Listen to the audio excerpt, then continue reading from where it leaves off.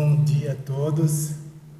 É um prazer estar aqui com vocês. Eu sou o professor Roberto Laime e hoje vamos debater o tema do cotejo serexológico. Então, o cotejo serexológico é uma estratégia de pesquisa que a gente utiliza para pesquisar nosso histórico, nossas vidas passadas.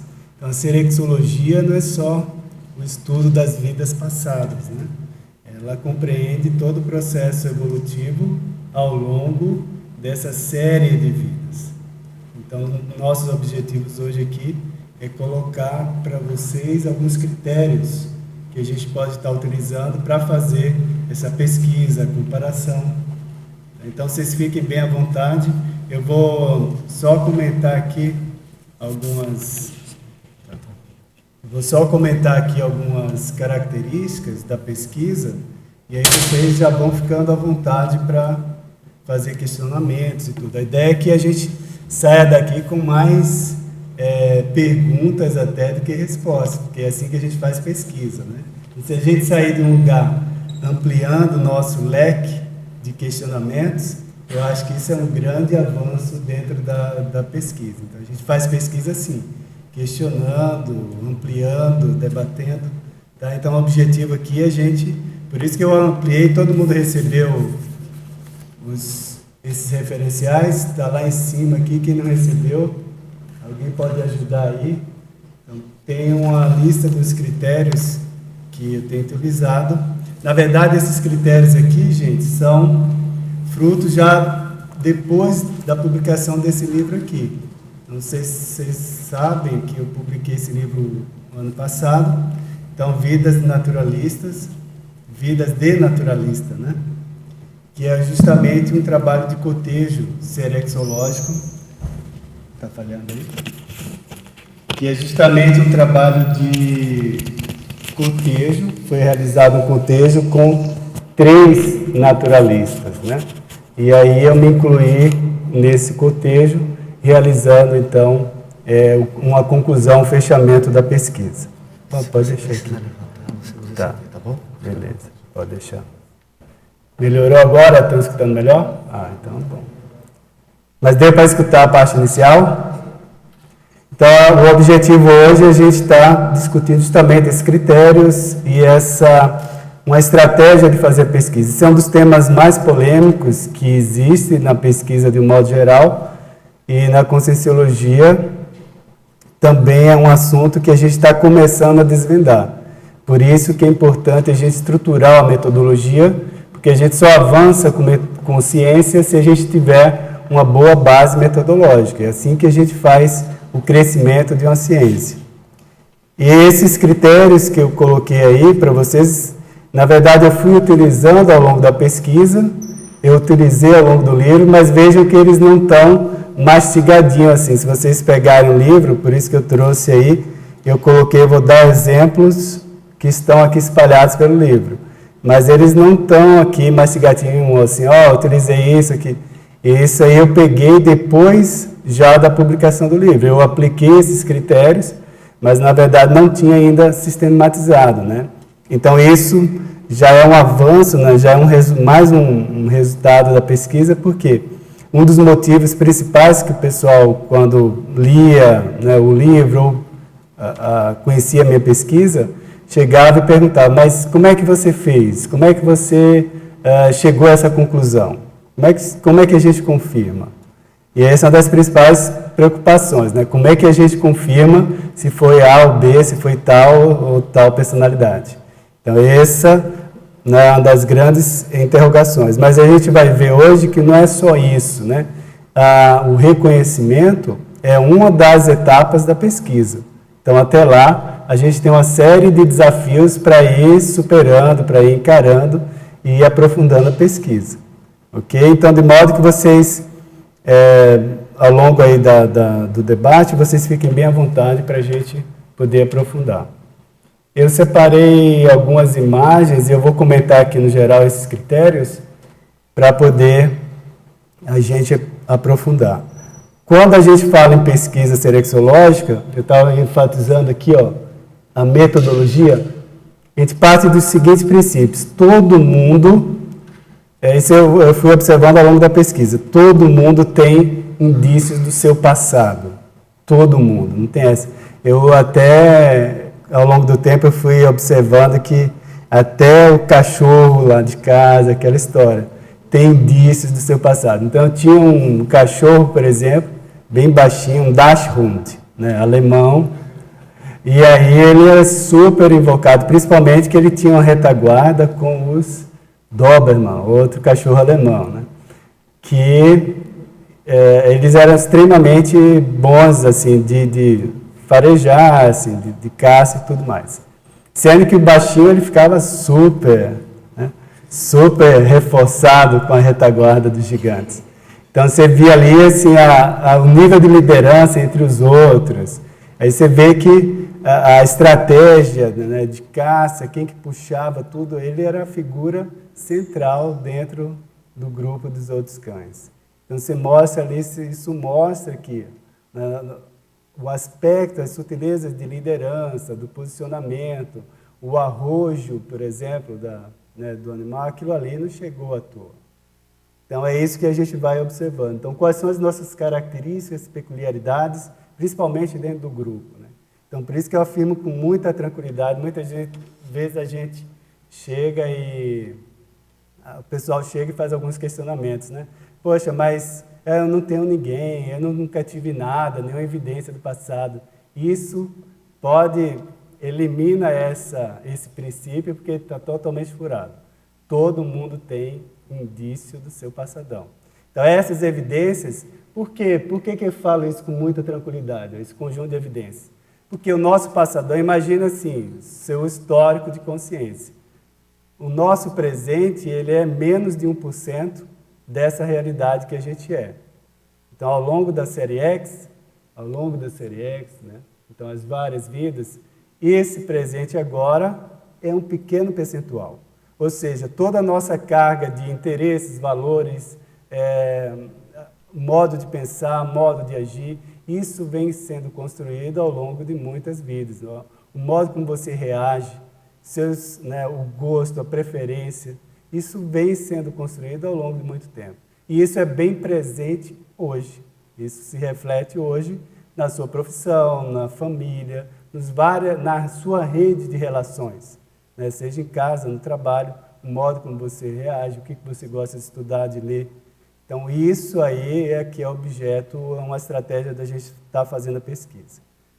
Tá? Então, aí, qual que é o objetivo disso? Para que a gente faz isso? É uma outra questão que também muita gente chega e questiona, mas eu tenho tanta coisa já para fazer hoje, tanto assunto de pesquisa, para que eu vou pesquisar o passado? Aí a gente mostra esse processo aqui, ó, o histórico nosso. Então, o que a gente vale sem a nossa memória? Já pararam para pensar isso? Então, imagine você sem memória. Imagine você sem a memória da adolescência, sem a memória da infância.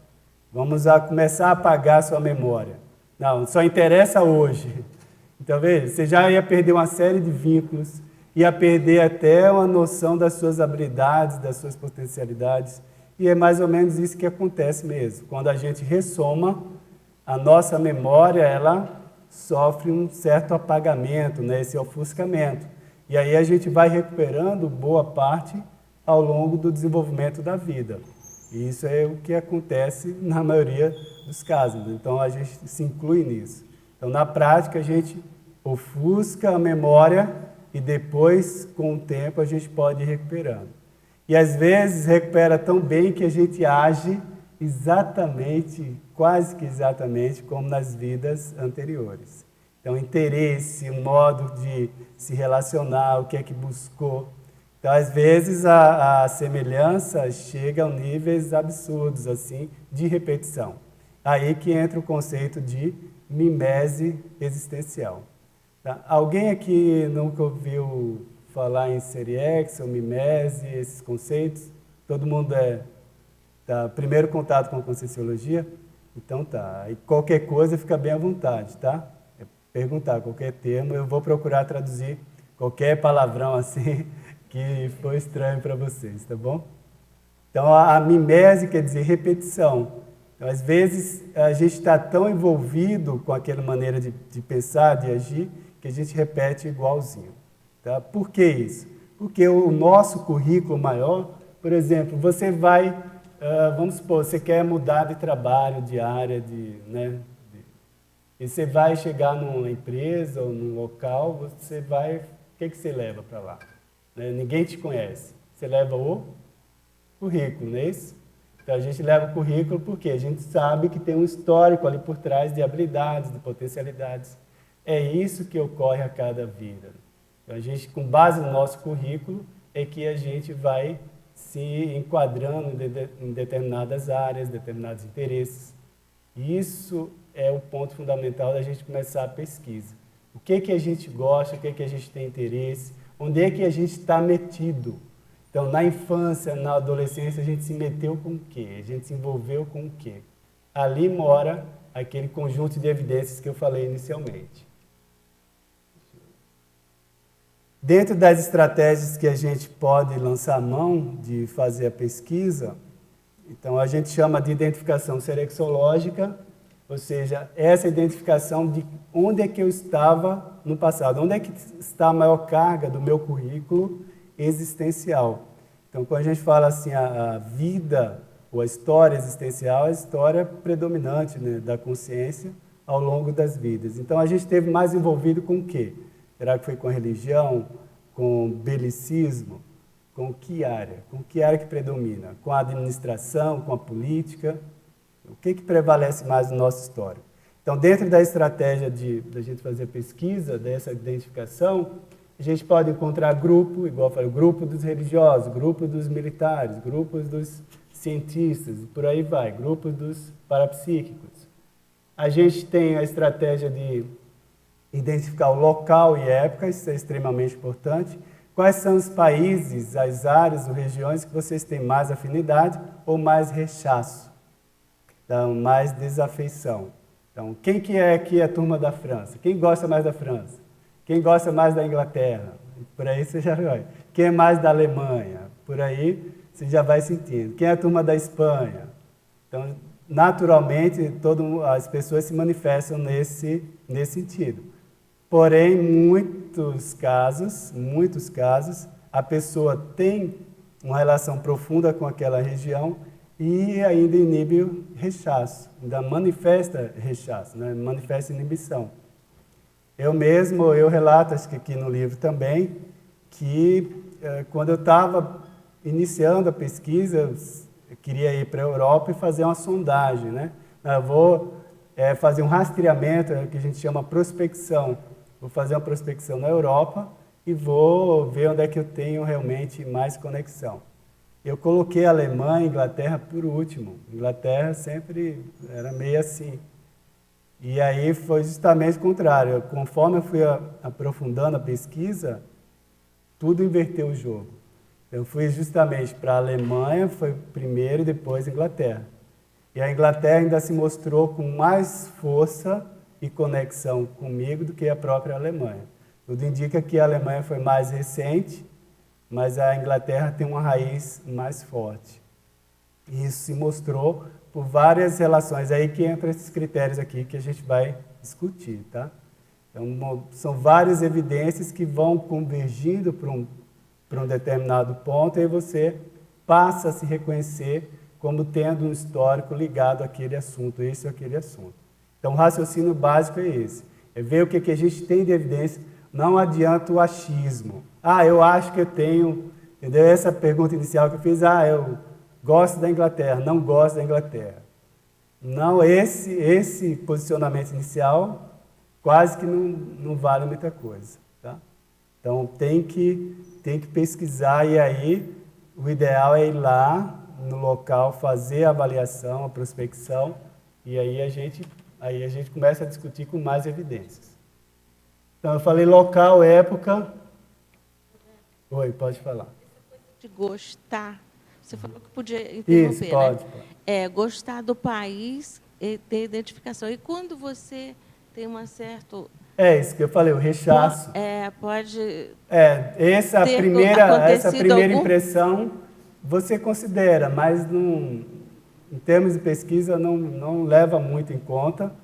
Vai ler, vai estudar e, se possível, visitar. É o que eu relatei, como eu falei, Alemanha e Inglaterra eu fui por último. Mas não considera como primordial, digamos assim? Hã? Não considera como primordial? Não, porque isso pode ser justamente a análise superficial. Às vezes ficou algum trauma, algum resquício, ou às vezes a pessoa pode temer, né? Às vezes a pessoa está tão envolvida com aquela região, com aquela área, e ela teme a responsabilidade que tem sobre aquilo lá. É o meu então pode caso ser com N possibilidades. Então o negócio é investigar, estudar o local, por exemplo, ir lá e ver o que é que realmente dá de repercussão. É porque eu não tenho identificação com os Estados Unidos, entendeu? Então, mas tenho muita identificação com a Anne Sullivan, né? Então acho que eu tenho que pesquisar mais a região. Aí essa estratégia aqui que a gente procura, ó. Então, você identificou a suspeita de um local, de uma época, faz o contorno, o grupo, a personalidade-chave. O que é uma personalidade-chave? Igual ela acabou de falar. Dentro daquela época, daquele local, tem personalidades que se destacaram. Né? Então, você falar aqui, Revolução Francesa, todo mundo vai lembrar, né? Quem que é da Revolução Francesa lá? Os nomes. Ninguém lembra? Robespierre, quem mais? Danton, quem mais? Jacobinos e por aí vai. Então, existem as personalidades chaves. Então, Iluminismo, Rousseau, né? Diderot, D'Alembert, Então, essas personalidades chaves, você começa a rastrear, você vai ler sobre aquela personalidade. Não precisa ficar pensando no início o que é, se você é ou não é. Você vai pesquisar aquela personalidade-chave e aí no entorno dela você vai caracterizando melhor. Ele pertence a qual grupo? Era filósofo? Era militar? Era administrador? Político? Era o quê? E aí você vai até chegar a uma personalidade específica. Então, cobrindo essa área, né? Cadê? Faltou um. Não tem problema. Tinha colocado mais um slide, mas acho que não chegou. Então, você cobrindo essa gama aí de áreas, você fica mais tranquilo para poder aprofundar a pesquisa. Então, esse rastreamento. Ok? Alguém ia colocar uma... Eu queria perguntar ali, quando você colocou no início a questão da automimese e, assim, em relação à questão profissional, quando você tem um rechaço, alguma coisa pela própria profissão. Vale a pena investigar. Todo rechaço, ele já se aproxima de uma relação mais profunda, né? Então, no antagonismo já mostra que você tem uma relação com aquilo. Seja ela por trauma, seja ela pela responsabilidade, seja ela, às vezes, pela saturação. Às vezes, a pessoa já se envolveu tanto com aquilo, ela tem noção da sobrecarga que aquilo representa para ela. Isso de novo, não, isso, aí dá aquele rechaço. Então, tem só investigando, aí começar a levantar, aprofundar o que se fazia, quando surgiu aquilo, comece a pesquisar a história, por exemplo. A minha pesquisa, ela teve uma tendência até natural, espontânea, porque no mestrado eu pesquisei a história da ecologia, por exemplo. Antes de estudar biologia, sou formado em biologia, antes de estudar biologia, começar o curso formal, eu já fui estudar ecologia por mim mesmo. Então, aí isso já mostra que havia uma tendência para essa área.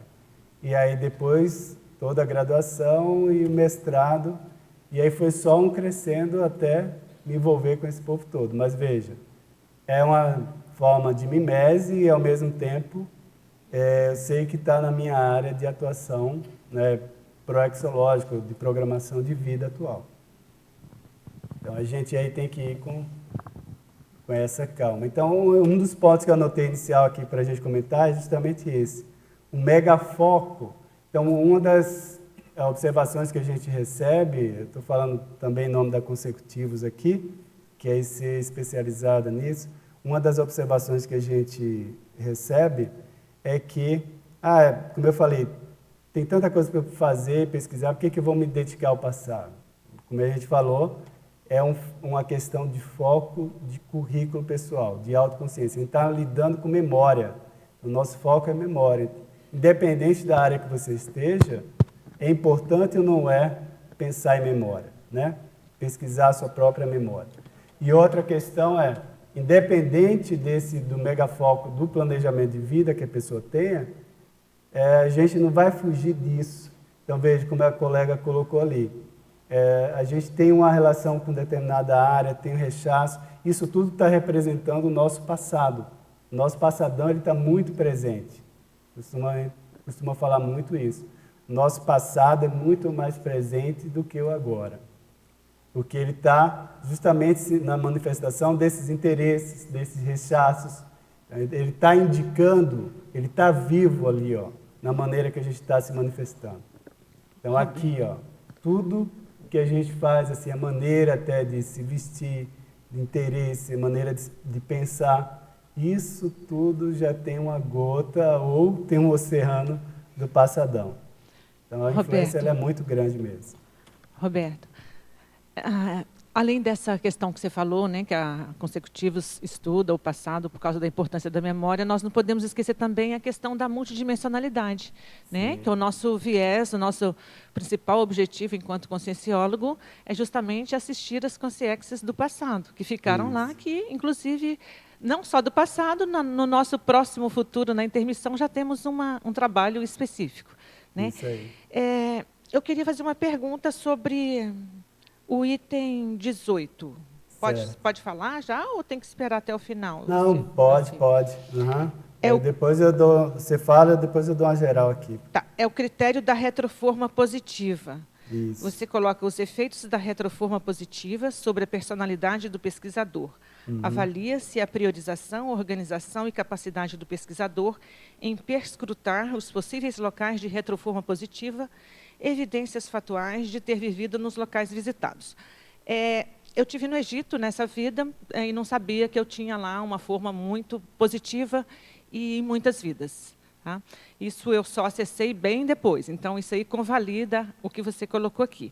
Mas a minha pergunta é, mesmo a personalidade, quando é positiva, né, no meu caso, eu acessei uma personalidade extremamente positiva, mas que envolve um contexto político muito negativo e que tem um grupo grande nesse contexto negativo, hoje é presente no nosso grupo. Então, por hipótese. Então, como a gente faz para poder assumir essa personalidade sem respingar nesse contexto negativo que foi, que ainda borbulha extrafisicamente?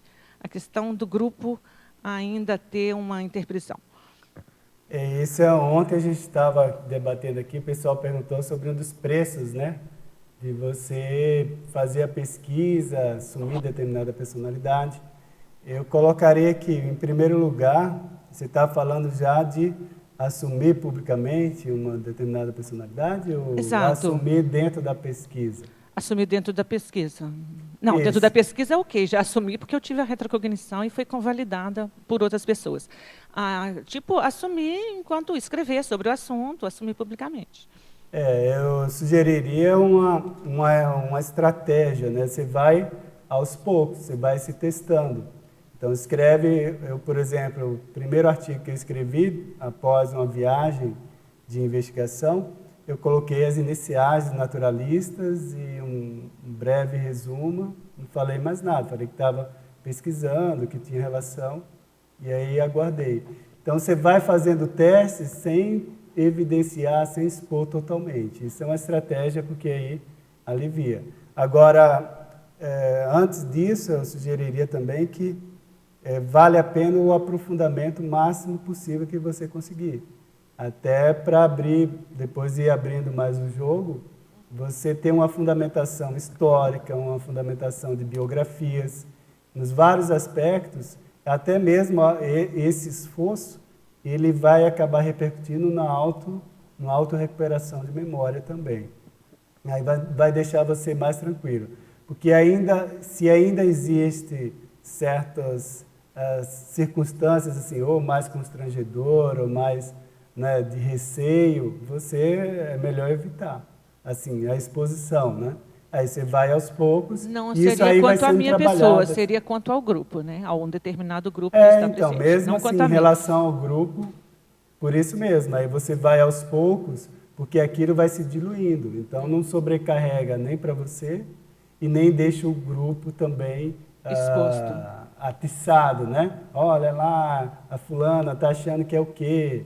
E tá, vem toda uma repercussão, uma rebarba em cima disso. Que a gente faz uma evocação, né, do passado, quando a gente faz essa evocação do passado, vem o que a gente fala, o grupo, tanto físico, intrafísico, quanto extrafísico.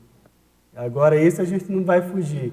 Fazendo o estudo do passado ou não, a gente não foge dessas evocações, como eu falei, porque o passado está muito presente.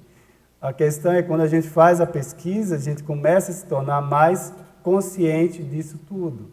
A gente vai percebendo, começa a discriminar melhor essas relações. Então, o que está acontecendo com você é justamente essa fase de reconhecer essas relações, identificação do grupo, como eu coloquei.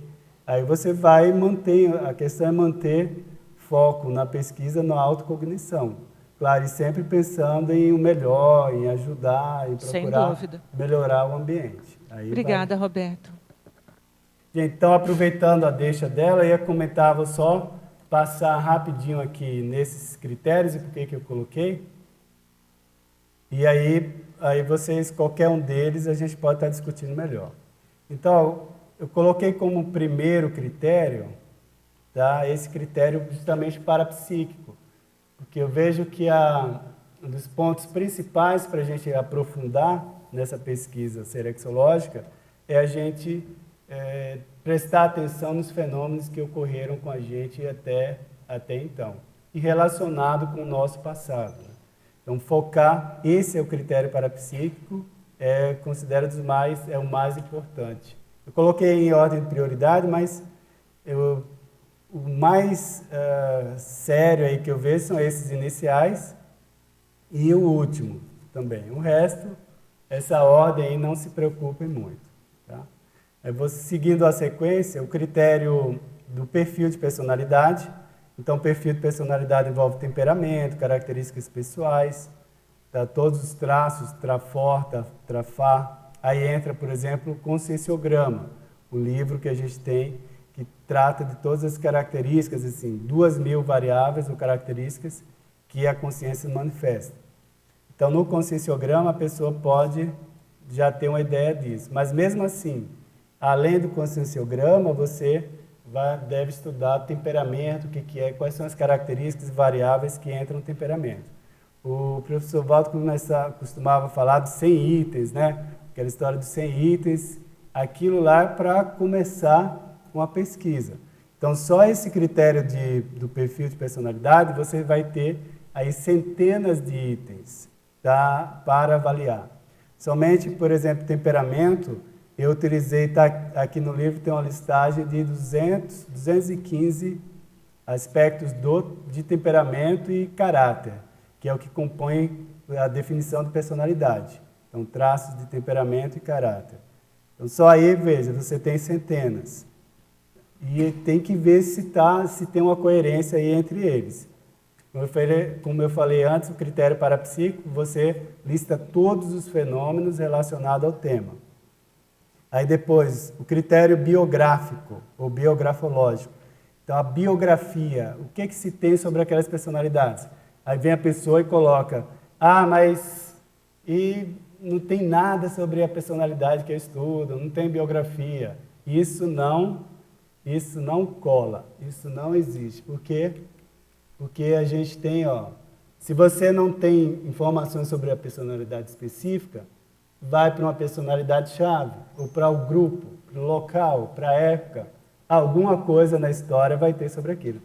Fui escravo, não sei escravidão, mas aí tem a navio, como é que é? Cadê a bandeira do navio? O que é que você tem de rememoração sobre aquilo?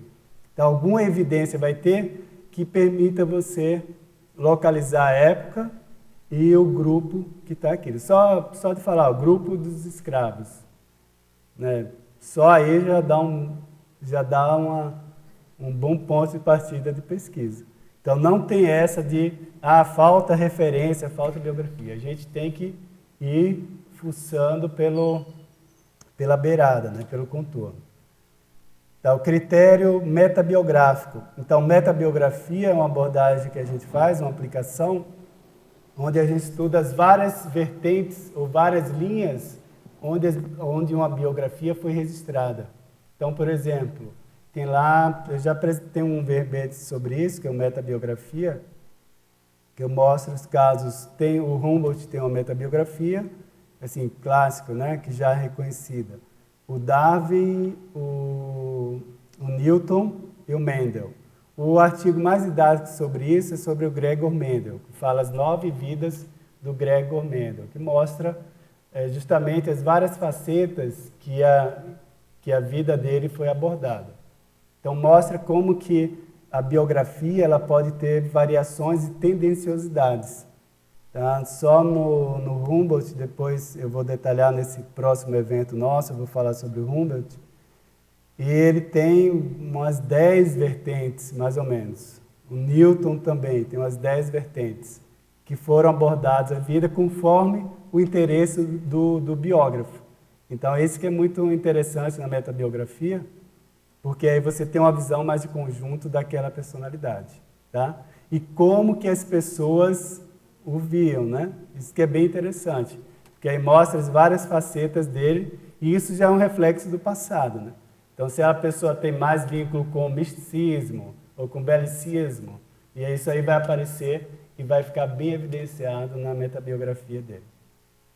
Critério etológico, então, comportamento pessoal, hábitos, e esse critério é bem interessante, é um dos principais, porque aí mostra a pessoa, ela não tem como esconder também o comportamento, né? A ideia, ela pode, né, a profissão, ela pode mudar uma série de coisas que evidenciam os interesses dela.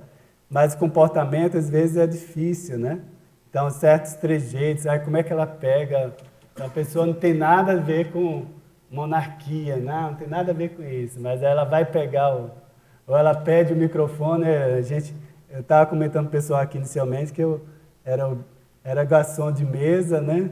Aí virei agora garçom. Hoje é dia de garçom de balcão aqui garçom de balcão. E aí a gente atendia muito o povo aqui, trabalhei muito tempo aqui em Tertuliário, e aí às vezes só a pessoa, né, levantar, o jeito que ela levanta para pedir o microfone, já denuncia total relação dela com a monarquia, né? Então, e por aí vai. Então, o comportamento ele é muito denunciador. Então, vale a pena a gente identificar isso. Critério da intelectualidade, aí as ideias, os vínculos que a pessoa tem, ela defende, o que ela escreve. Isso aí é muito importante também. Critério da afinidade. A afinidade isso aí é o básico, né? Então a pessoa, às vezes, tem um rechaço, como a Rosa falou, por uma determinada época, uma pessoa, e às vezes esse rechaço, ela está, às vezes, mostrando uma afinidade. Lá por trás existe uma relação de afinidade. Mas o que eu falo, assim, nesse critério aí de afinidade é o básico, é você se reconhecer com aquela personalidade, você gostar do estilo, do que ela faz, e isso é um dos motivos também que vai reforçar essa comparação. Critério de sincronicidade, também sincronicidades aí pertinentes. E, se a gente for parar para avaliar a sincronicidade, a gente tem todo dia, toda hora. Então tem que ver o que é pertinente, o que está vinculado com profundidade com aquele tema.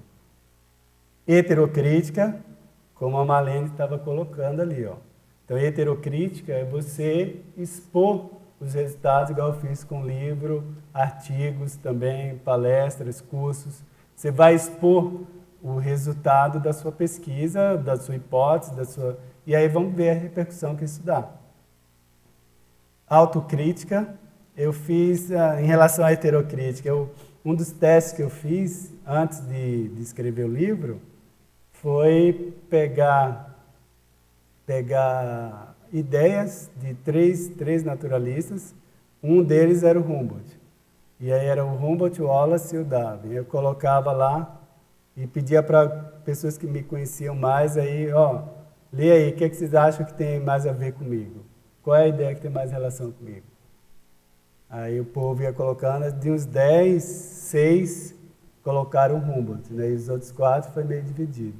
Então isso já reforçou um pouco, isso estava no começo da pesquisa, né? Eu disse, acho que realmente tem mais relação com esse cara aí. Critério da autocrítica, então é como você reage, principalmente às heterocríticas da sua pesquisa, do seu, né, daquilo que você está apresentando, como é que é a sua reação. Isso aí é extremamente importante. Esse é um sentido, né? O outro sentido é reflexão. Então essa é uma pesquisa que exige muito reflexão também, para ver o nível de tendenciosidade que você está tendo, o nível de evitação, às vezes o rechaço faz com que a pessoa evite bastante aprofundar aquela pesquisa. Daí isso está faltando autocrítica aí. Da mesma forma, se a pessoa está muito entusiasmada com aquilo, está faltando autocrítica. Tá? Então, os dois sentidos aí. Critério social, aí vale a pena prestar atenção nos grupos, onde é que é a profissão, como é que você trabalha, tem relação com a personalidade estudada? O historiológico, que é justamente se você tem alguma evidência daquela época, ideias, afinidade, né, com aquele período específico. O critério geopolítico, que é justamente os lugares, os prováveis lugares que você já teve vida. Igual a Rosa estava falando, será que eu tenho relação com os Estados Unidos ou não? Tem um certo rechaço. Então é preciso investigar para poder ver se tem uma relação daquele local, o estilo que o povo dali tem, com o seu estilo de ser, a sua maneira de ser. Critério das peculiaridades. Esse é um dos mais críticos também, em relação à pesquisa, porque às vezes a pessoa identifica uma série de semelhanças, afinidades e tudo, mas cadê as peculiaridades? O que é que tem bem específico em relação a você com aquela personalidade lá? Priorização. Quais são as prioridades que a pessoa tem? Então, aquela personalidade que você estuda tem as mesmas ou prioridades muito semelhantes em relação à vida, interesses?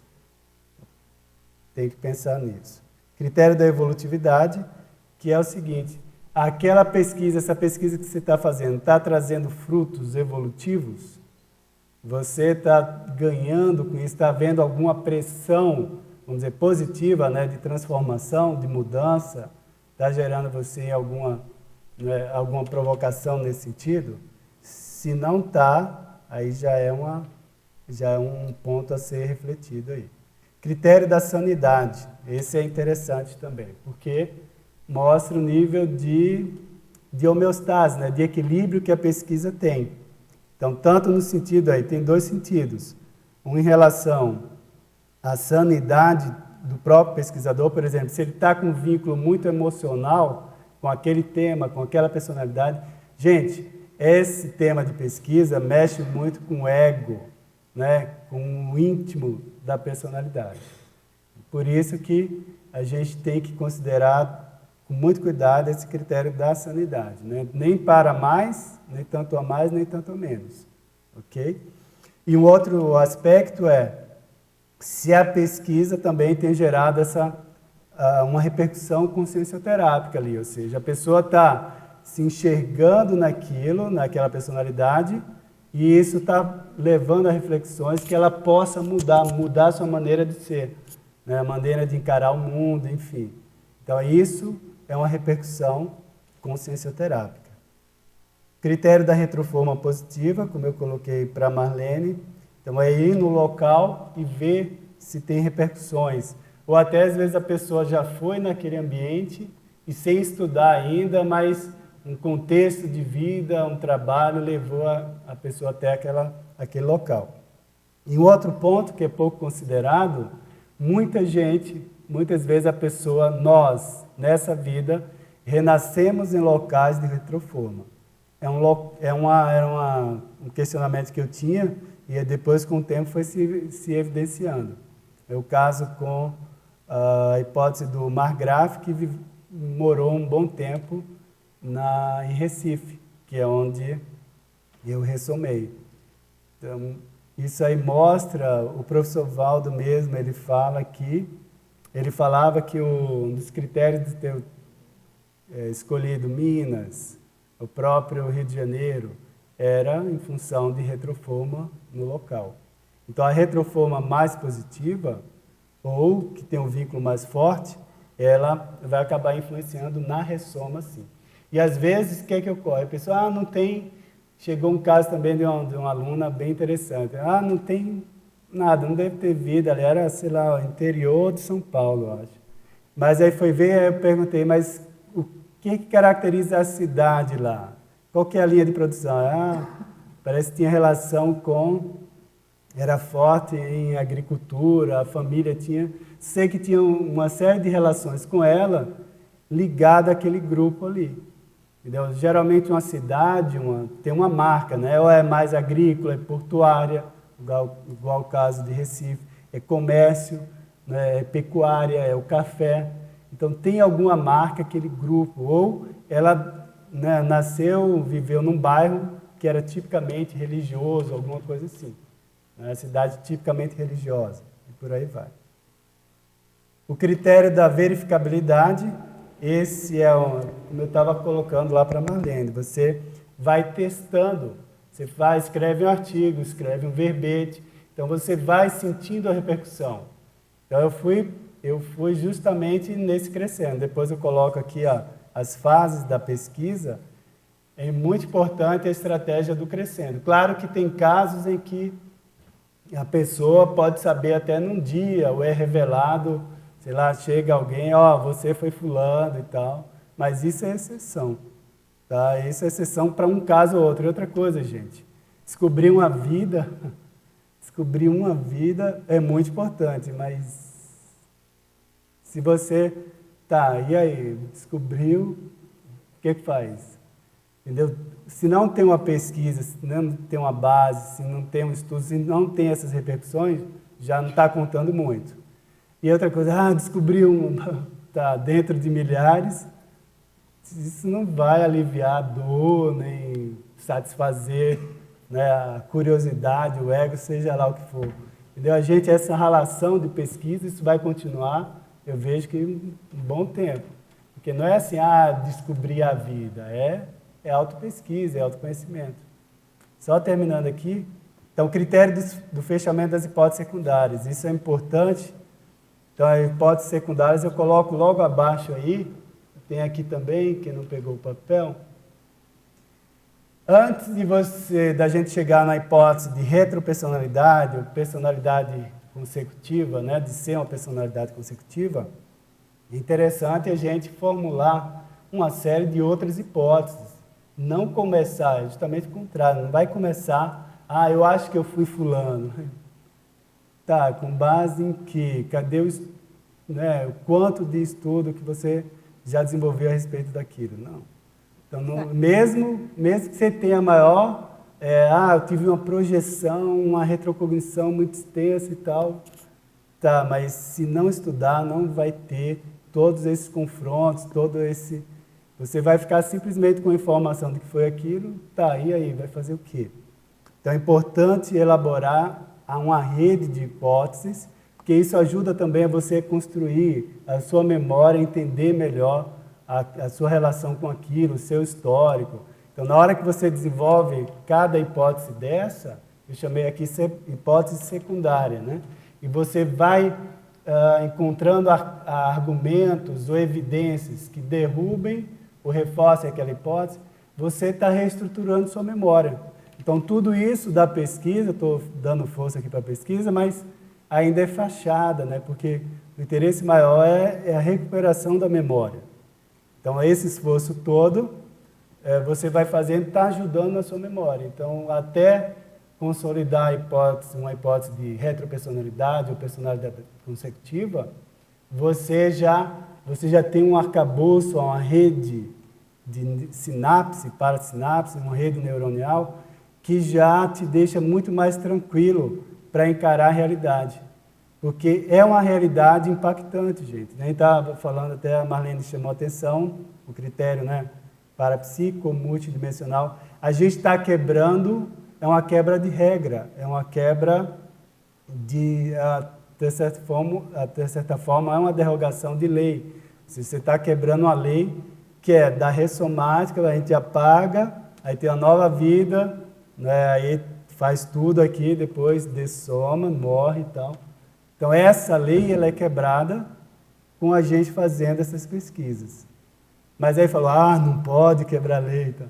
Não, gente, a gente está fazendo um trabalho de autoconscientização, não é para... A gente não está fazendo, né, descobrindo o passado para estar acusando ou cobrando, né, das pessoas. A gente está fazendo isso para justamente ficar mais consciente e ajudar melhor dentro do que for possível. Agora, nesse livro, Roberto, eu li... Atenção? Pode falar. Nesse livro, realmente é bem bacana como você aprofunda de um ponto de vista bem específico, né, das correlações. Agora, como foi? Qual foi a primeira personalidade que você começou, dos 3 que apresenta no livro? A primeira que surgiu e como foi que relacionou assim as outras, como vieram por parapsiquismo ou por informações de uma que tinha a ver com outra? Certo. Roberto, não deu para ouvir a pergunta dela, tá? Você ela... Vocês não ligaram, deu para... tá ligado? Ela perguntou como é que começou a pesquisa, Sim, né? começou, qual foi a personalidade, né? Pela qual começou e como daí partiu para os outros. Certo. Eu vou dar uma geral nisso, só terminando aqui, só faltam mais esses 4, só comentar rápido.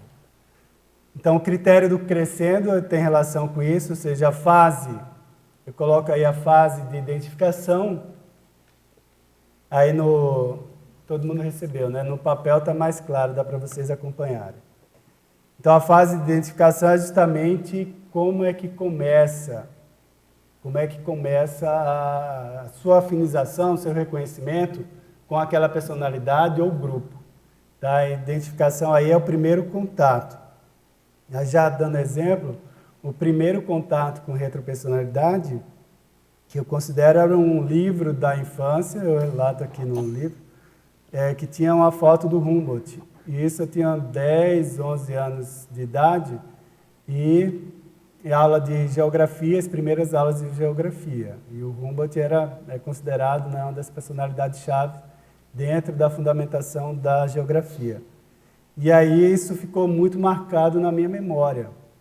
Tá? Então, eu sempre lembrava do Humboldt, porque eu gostava de geografia, um professor muito legal, eu cito ele aqui. A gente tem contato até hoje, redescobri, um dos pontos positivos do Facebook, né? Descobri ele por causa do Facebook.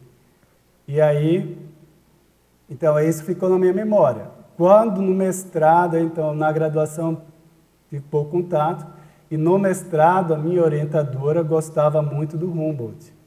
Então, a gente também chegou, tinha a opção de fazer em São Paulo, em Maringá, e acabei fazendo em Maringá, e a minha orientadora, ela gostava muito do Humboldt, e quando eu coloquei as minhas ideias sobre o que fazer no mestrado, aí que ela falou do Humboldt. Ela reforçou, você tem que estudar o Humboldt, estuda o Humboldt aí, e vê como é que ele trabalhou, e vai nessa linha aí e tal. E eu fui lendo mais o Humboldt, e aí fui tendo, né, afinização e tal, mas até aí nada de hipótese de retropersonalidade. Até mesmo porque... isso. Até porque eu já tinha começado a pesquisa, começado sobre o Margraf, sobre Maurício Nassau, na verdade. Então, é aquela estratégia que eu falei ali da personalidade-chave. Então, no primeiro curso de projeciologia, eu visualizei pela clarividência um holandês. Isso em Recife, Recife holandês, Recife era a capital do Brasil holandês, e aquilo também marcou minha memória. Poxa, mas por que holandês? Por que holandês? Então tem relação com holandês, com a Holanda e tal, e aí ficou aquela coisa. E aí, com o tempo, apareceram mais sincronicidades envolvendo Nassau e os holandeses, aí que eu comecei a estudar. Até o pessoal, o Alexandre lá de Recife, né? Você lembra alguma coisa disso aí, dessa época? Foi depois já, depois vocês chegaram mais ou menos em 96, né? Eu estava começando a estudar Nassau. E aí o povo brincava, você foi Nassau e tal. Não acho que não. Mas eu estava pesquisando lá o Nassau. E aí, pesquisando o Maurício Nassau, que eu cheguei na personalidade do Jorge Margraf. E aí o Margraf era o naturalista da equipe do Nassau. E aí, depois eu fui pesquisando e tal. E o Steller, ele chegou depois, já estava pesquisando os dois, e foi após a TENEPS já, eu liguei um documentário, liguei a TV e estava passando justamente o momento que se comentava do Steller. E isso deu muita repercussão de sinalética e tudo. Eu fui investigar, nunca tinha parado, nunca tinha estudado nada sobre ele, nem conhecia. E aí que eu parei para estudar. Então, veja, sinalética, afinização... Seria a parte mais tudo isso subjetiva, conta. né? Oi? É a parte mais subjetiva que não deixa de ser importante, mas o livro realmente, pelo menos o que eu percebi, muita objetividade na recopilação de dados, né? Agora, isso tem que ter que que coincide, tem bastante. Isso denuncia meu vínculo com a academia, fácil, por um lado. Essa é a parte chata, né? Essa é minha relação com a academia, ou seja, a ciência formal e tal. Eu tenho vínculo com isso. Isso transparece aqui. Mas também eu fiz assim porque parte do meu público-alvo é esse povo, tem relação com esse povo. E um outro aspecto disso é porque isso é uma estratégia de defesa. De defesa, assim, no sentido, defesa científica que a gente fala, é a defesa dos argumentos, a defesa da hipótese.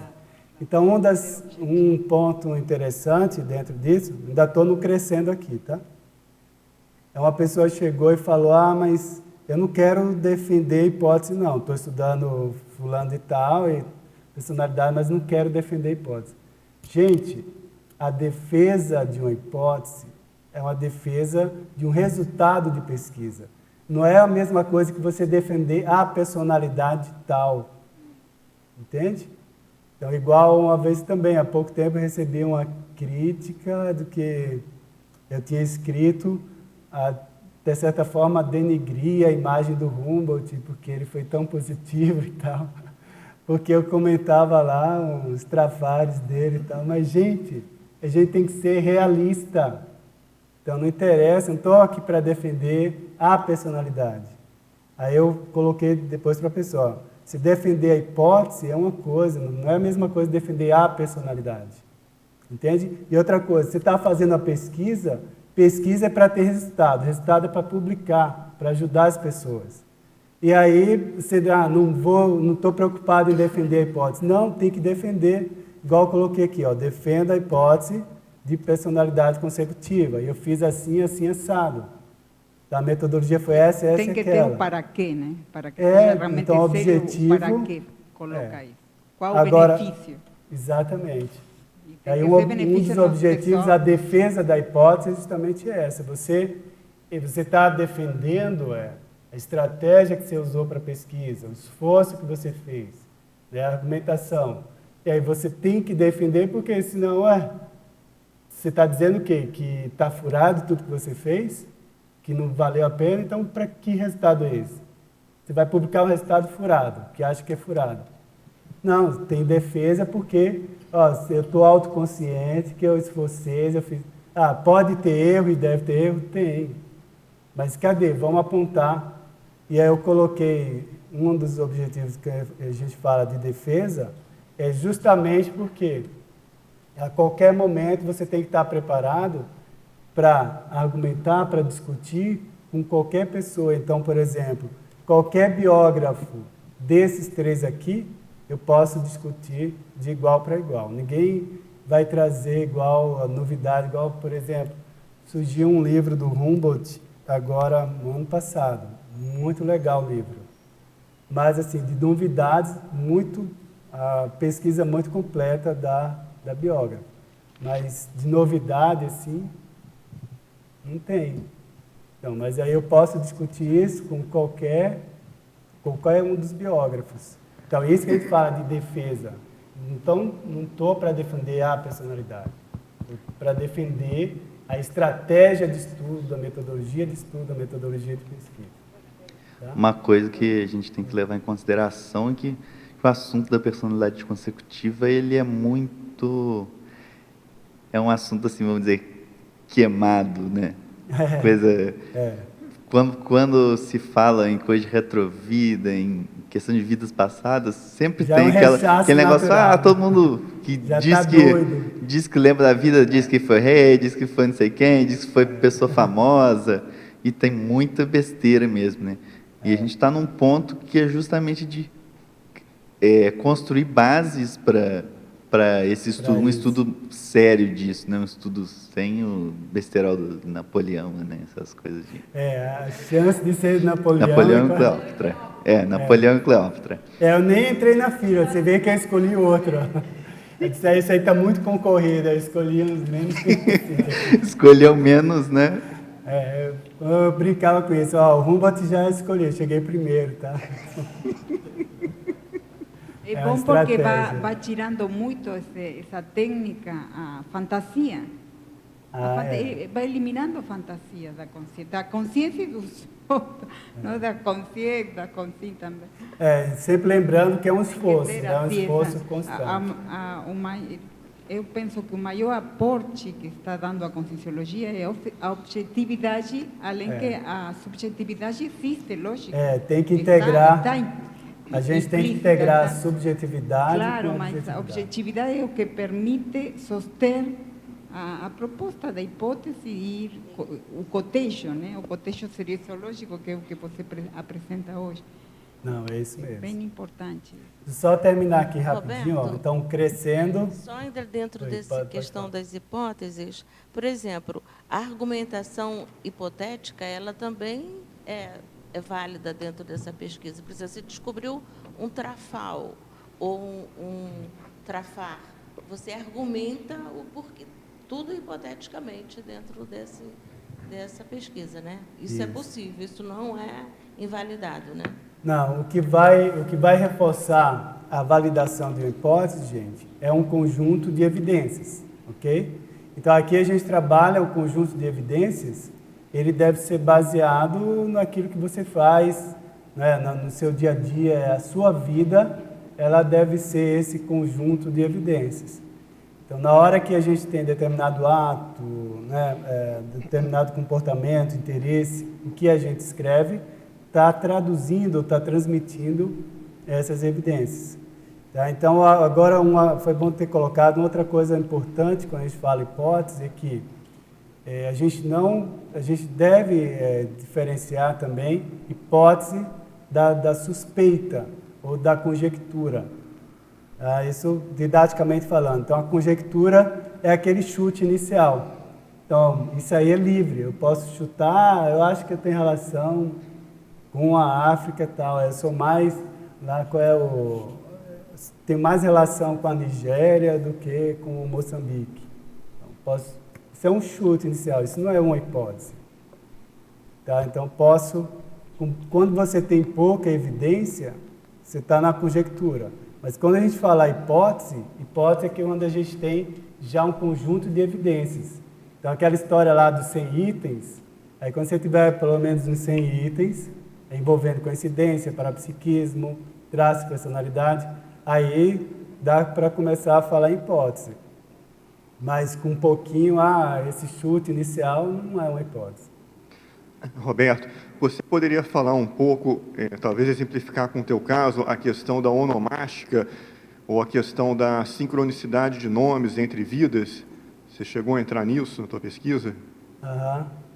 Tem a questão da onomástica, por exemplo, eu tenho Albuquerque no nome, aí tem Carvalho, Carvalho branco, né, Albuquerque. E tem a história do Carvalho que aparece no Humboldt, tem uma relação com o Humboldt, uma nova linha de pesquisa que eu estou abrindo tem relação com Carvalho, na Inglaterra, e tem minha relação com a Inglaterra e tal. E por aí vai. E os dois ali, ó, Jorge, tem 2 Jorges aí, que é o Jorge Wilhelm e o Jorge Margraf. Eu acho que até comento isso no livro. E quando eu era adolescente, por exemplo, tinha uma rede social bem primitiva, quem lembra aqui, ó, a gente já está ficando antigo, que era de telefone, de ligar, você ligava, e aí todo mundo estava conversando ao mesmo tempo. Não lembro como era o nome, alguém lembra o nome disso? Tinha um... Disque Amizade, eu acho, isso aí. E aí era, no começo, virou moda e tal, e era... E aí a rede, a gente já está contando história de coisa primitiva, acho que era isso aí. Isso é no século passado. E aí, eu ligava, me apresentava, eu era desconfiado dessas coisas, me apresentava como Jorge. Eu disse, não, eu liguei e aí, vou entrar na conversa, mas aí perguntaram meu nome, aí na desconfiança, sabe aquele impulso? Eu falei, Jorge. Mesma coisa aconteceu também, eu fui entrevistar isso na adolescência. E aí isso no centro de Recife, parei para uma entrevista, você pode fazer entrevista, a pessoa fez e tal, aí, qual é seu nome? Jorge. Então, no impulso saía Jorge. E aí você vê o Jorge Margraf e o Jorge Wilhelm, né? Então, possível que tenha essa relação, mas o Roberto tem mais relação com a Inglaterra mesmo, e é onde tem a raiz existencial, tudo indica mais forte. Isso deve ter uma relação. Ainda tem o Lyme que tem relação com pântano, minha vida toda tem relação com pântano, com lama e tal, mestrado, Recife é pântano, é mangue, Berlim é mangue, então, é pântano, né? Então tem um monte de relação que o nome faz uma síntese disso, né? De alguma maneira o nome sintetiza um pouco da nossa história. Só terminando aqui rápido, então, fechando os critérios. Critério do esclarecimento, 22. Então, esse é bem importante, que é o seguinte, se você chega a levantar uma série de evidências, e aí essas evidências, né, você constrói uma hipótese, essa hipótese tem poder de explicação sobre sua história atual? Então, o que é aquela hipótese de vidas passadas ou do passado tem poder de explicação sobre o presente? Minha relação com a profissão, minha relação com a família, minha relação com o Carvalho e tal, com qualquer item, então aquilo tem um poder de explicação? Então, isso é importante. Qual o poder de explicação da hipótese que você desenvolveu sobre as questões da tua vida atual? Então, isso é extremamente importante de se pensar, né? 23, o critério do referenciamento. Então, o que é o referenciamento? É o conjunto aquilo que a gente estava falando, é uma perspectiva acadêmica, né? Mas isso é muito importante. Qual é o conjunto de referências que você tem sobre aquilo? Não adianta vir com aquele papo que ninguém fala nada sobre isso, não existe nada sobre essa personalidade e tal. Não existe. Se não tem sobre a personalidade específica, vai para o grupo, vai para a época, essa Inglaterra. Por exemplo, a coisa do escravo. Eu falo escravo porque numa palestra, uma pessoa chegou e é muito fácil, e eu recebi crítica também online, pela internet. Só pesquisou gente famosa, né? Gente conhecida. Pobre, lascado lá, ninguém você não... Só elite, né? Gente, claro, eu vou priorizar aquilo que tem mais referência, aquilo que é mais recente, que eu tenho mais dados. Eu tenho evidência lá de caçador, né, ritualista, tem um monte de coisa, né, do passadão. O que mais? De invasor. Eu vou priorizar aqui. Não, dos princípios básicos que a gente pode utilizar é o seguinte: quanto mais recente, quanto mais positivo, quanto mais referências tiver, melhor para você começar uma pesquisa serexológica. E mais recente por quê? A tendência de ser mais recente é ser mais positivo. E aí você está com uma base melhor. Eu vou começar a pesquisa lá pelo invasor, negócio super negativo do passadão e tal. Não que eu não possa ir lá, eu vou chegar lá um dia e tal, mas a prioridade é aquilo que é mais conhecido, tem mais referência, está mais presente, é mais recente, ok? Então, essa é a prioridade. Agora, nada impede, eu tenho uma lembrança, fui escravo, tal, aquilo que eu falei. Isso não impede de você ter referenciamento. Tá? Então, aquilo que eu fui escravo, que eu fui invasor, eu vou procurar evidências, por exemplo, por isso que é importante lá o critério geopolítico. Você estudar quais são as características, por exemplo, da Inglaterra, o solo, a geologia. Então, a gente sabe, a Inglaterra é bem típico, aquele solo, é um basalto, é muito forte basalto. A Escócia, né, a gente teve lá tudo muito cinza, o outro é mais um granito. Aí, aquele basalto escuro, típico da Inglaterra. Então, você tem as paisagens, você tem floresta mais no centro. E aí vai. Na Espanha, em Portugal, você tem outra cor, outra tonalidade, né, do tipo de solo. Já é mais, tem mais arenito, tem uma cor mais amarelada, um bege. Então, às vezes, você não tem nada, onde estava lá o escravo? Estava no navio, numa nau, estava numa paisagem, né, de basalto, estava numa paisagem de arenito, qual era a cor do solo? Então, não há desculpa para dizer que não tem uma referência, não tem. A gente, por essas experiências, a gente vai investigando e vai chegando até ter uma base de fato, de evidência melhor, né, constituir uma hipótese mais significativa. Então, gente, esse é o principal recado desse critério aí. Então, a gente tem como procurar. Claro que a gente vai se basear, vai começar por aquilo que é mais recente, mais positivo e tem mais referência. Claro. E outra coisa, tem um monte de vida, mas eu vou priorizar qual? Aquela que tem mais informação. 24, critério da continuidade. Aí é o aspecto do autorrevezamento. Então, o autorrevezamento é quando a gente passa o bastão, vamos colocar ali, a gente passa o bastão para si mesmo. Então, quais são as evidências de autorrevezamento que a gente tem? Então, o critério da continuidade. Oi? Oh? Slide. Então, essa continuidade é ver o que é que uma personalidade tinha que você tem de relação, né? Então, aqui, ó, o autorrevezamento, essa passagem de bastão aí, ou seja, aquela linha de trabalho que um começou, então há continuidade com o outro. Então, nesse livro aqui, a primeira versão do livro, eu defendi a hipótese que os três naturalistas eram a mesma personalidade.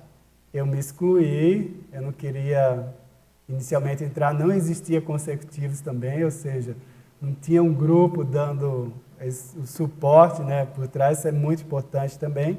E aí, na época, a gente estava ainda numa transição, né, entre o começo da Conscienciologia, não se dava muita atenção, era até inibido qualquer movimento de pesquisa nesse sentido passado, né? Então, sempre foi muito segurado. Depois, com o passar do tempo, com a maturidade da própria ciência, do povo, a gente foi aprofundando isso. E aí eu peguei justamente essa transição.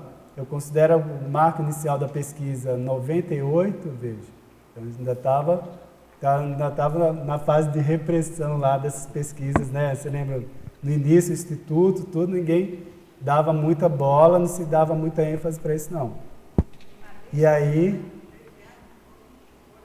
98, que eu comecei com o conscienciograma e ali reforçou muitas sincronicidades, como eu falei, com o Nassau, depois veio o Humboldt, depois o Stella.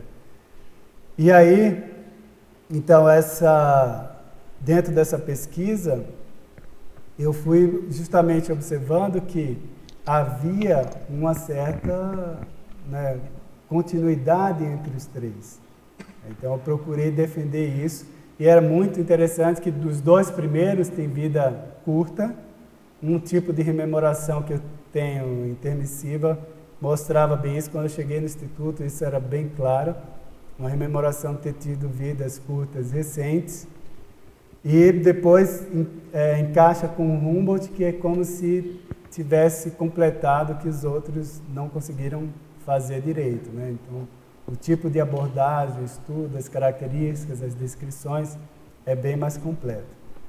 E aí, fechando, o último critério aqui, já deixo vocês mais à vontade aí, é o critério mnemônico. Então, coloquei por último, por quê? Eu falei que os mais certos eram o primeiro, parapsíquico, e esse último, mnemônico. Esse mnemônico aí é no sentido amplo do termo memória, né? Ou seja, quando a memória do passado, ela vai se diluindo assim, em termos de gap, e ela vai se juntando com a memória do presente. Então, esse é o ideal, né? Por isso que eu coloquei aí. Eu só tive agora de ver alguns momentos que a gente chama extrapolacionismo. O que é o extrapolacionismo? Quando a gente tem algumas vivências que não é padrão, né? Não é o que está, ou seja, a gente ainda não domina aquilo e aquilo não acontece com frequência. Então, eventualmente, alguns momentos, há, por exemplo, uma quebra espontânea desse gap de memória, do passado e presente. Que quando a gente está pesquisando, a gente pesquisa a personalidade tal, faz o cotejo, a gente ainda está muito fragmentado. Quando a gente se reconhece, né, identifica uma continuidade de memória do passado para o presente, esse é que é o top que eu vejo da pesquisa retrocognitiva, né, o serexológico. Quando esse gap ele diminui e você consegue conectar mais o passado e o presente na memória atual. Então esse é o top, mas a gente, né, aos poucos vai chegando lá, né? Mas aí só tem extrapolacionismo por enquanto. Mas aí, gente, vamos... Roberto, aqui só. Essa memória da retrocognição, ela pode estar no início, então, né, para te orientar para a sua pesquisa, ou pode estar mais no final para te chancelar o que você já estava estudando. É isso? Não, aí você fala esse critério mnemônico. Sim, você pode começar a pesquisa, qualquer evidência, como eu falei. A profissão, um fenômeno, dicas, né, de outras pessoas, as dinâmicas que a gente tem aí, algum evento. Mas o fato é, você começar a pesquisa e até você ter uma construção, né, de uma hipótese e até aquilo ficar mais claro. Porque se tem relação com você, aquilo tudo, a tendência é crescer. E aí a memória do passado tende a se conectar com o presente. Aí vai virando uma coisa só, por isso que eu pus aí no último. Mas até lá, entendeu? Até você começar a pesquisa, e até isso tem relação com você. E aí você criar uma visão de conjunto sobre isso, se reconhecer nisso. Porque até lá tem muita, como eu falei, até a sanidade. A pessoa, uma das coisas que eu fui estudar, tem uma teoria, acho que é na psicologia, os psicólogos que ajudem aí, que é o personismo, personismo, que se investiga até no direito, que é você assumir a personalidade do outro. Então, a pessoa pode pesquisar tanto, por isso que eu coloquei lá o critério da sanidade. Você pode estudar tanto aquilo, e isso é até natural entre líder e liderado, por isso que uma das hipóteses é de ex-colegas, ex-assistido, um ex-liderado. Então, você pode ter sido o liderado daquela personalidade que foi líder dentro do seu trabalho. E aí você se identifica tanto com ele que, poxa, né? E você acha que foi tal pessoa. Roberto. Então você tem que ir trabalhando e detalhando para isso tudo tem que ir diluindo, tem que secundarizar. Nisso aí a gente fala que na próxima vida muita gente vai lembrar que foi o Valdo Vieira, né? Vai ser Valdo Vieira. Eu vou pegar aqui, poxa, essa ideia aqui, esse conceito de retrovida, poxa, Essa pensata aqui tem tanta afinidade com isso. Foi eu que escrevi isso.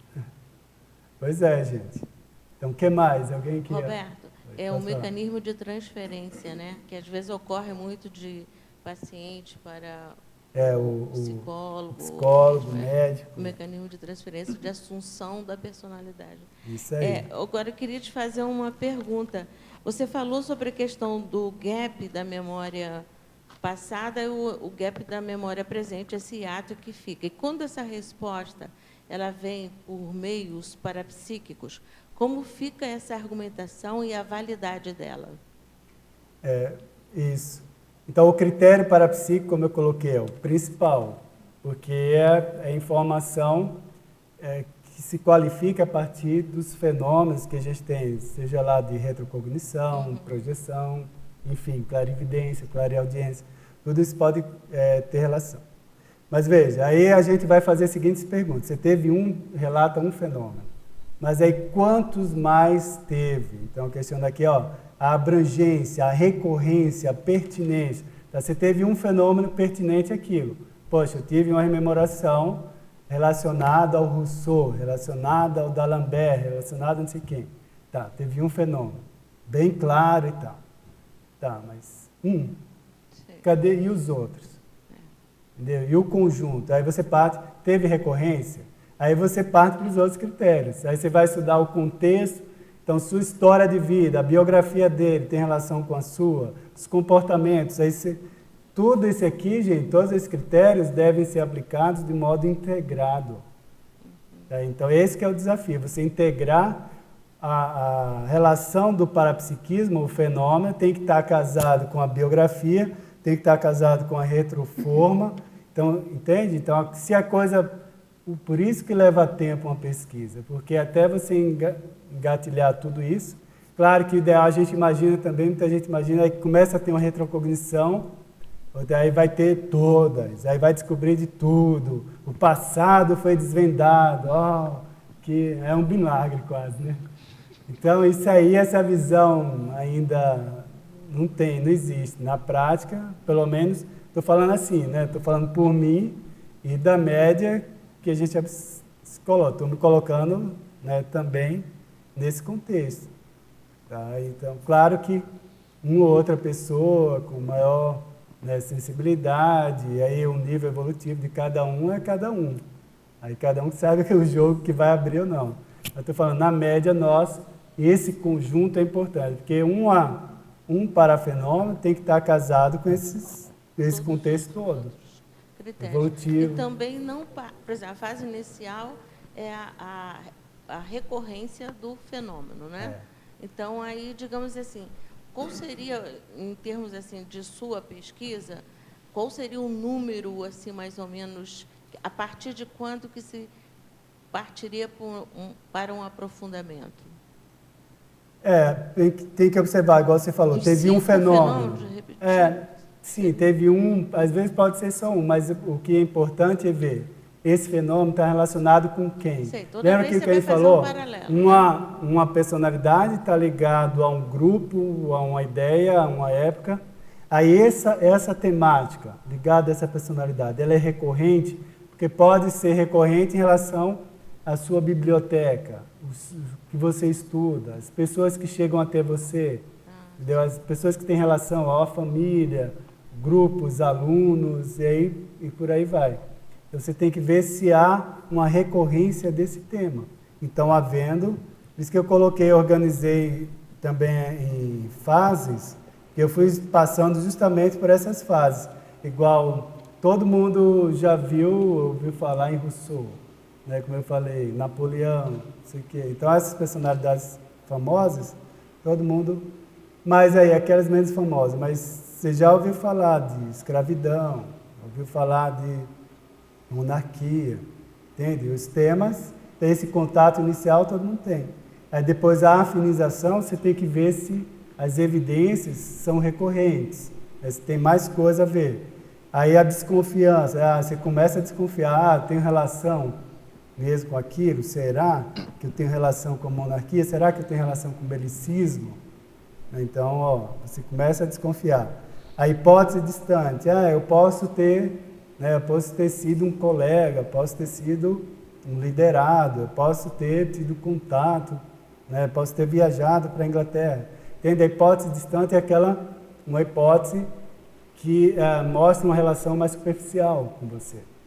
E aí depois você, se tem relação mesmo, é duro, eu acho difícil a pessoa não passar por essa fase aí, que eu falo da relutância, 5ª fase.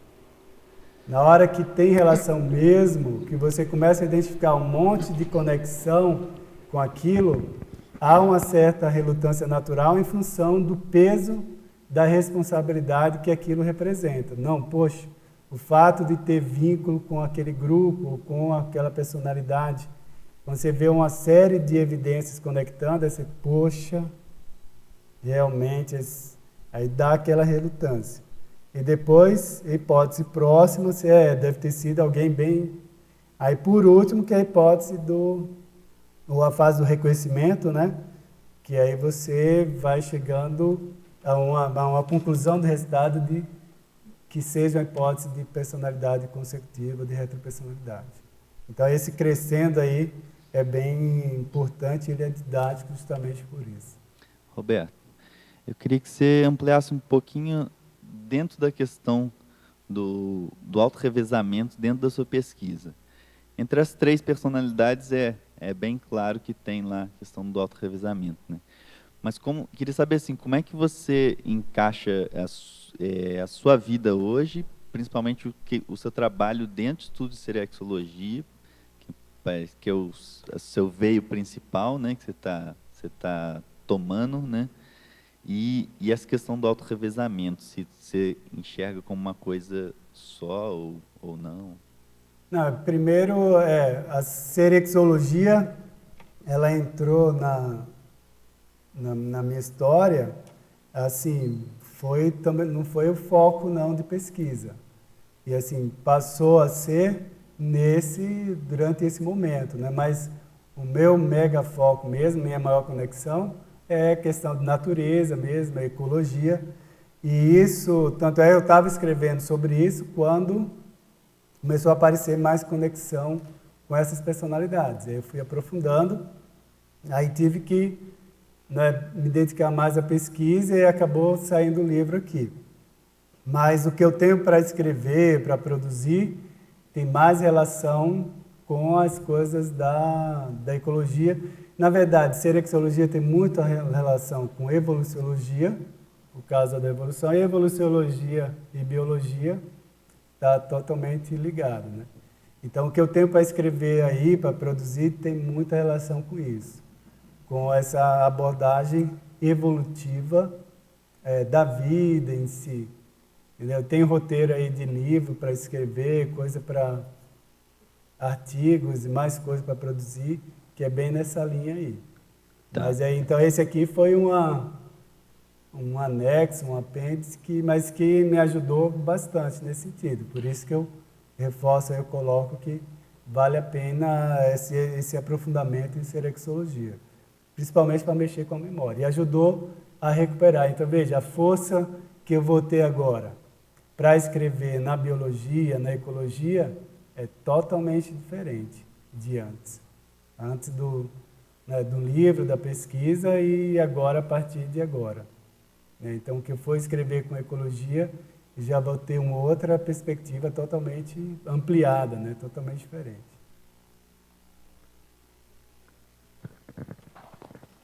E aí? Eu gostaria de fazer uma pergunta. Eu sempre tive a seguinte dúvida. O critério da semelhança física entre uma vida e outra é um critério válido para vocês ali na Consecutivos? Porque a gente vê alguns casos que são bem flagrantes, né, das pessoas terem alguns traços em que mantêm, principalmente da última vida para cá. Isso entra nesse critério biográfico, ou biografológico. E aí, você estudar bem a biografia da personalidade, e isso envolve o biótipo, o biotipo, né? E aí se bate as características, igual, por exemplo, há uma tendência, mas não necessariamente que seja assim, dos mais fortes, mas há uma tendência, por exemplo, estilo mais esguio e tal, o estilo mais atarrancado e tal. há uma tendência que possa se repetir. Vou isso com essas personalidades, como um deles? Os 3, os 4, me considerando, tem esse estilo. Variando em termos de altura, mas esguio, até mesmo que as caminhadas, tudo era bem...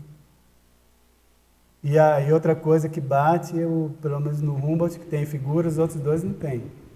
Mas a descrição é no mesmo estilo, mesmo biótipo.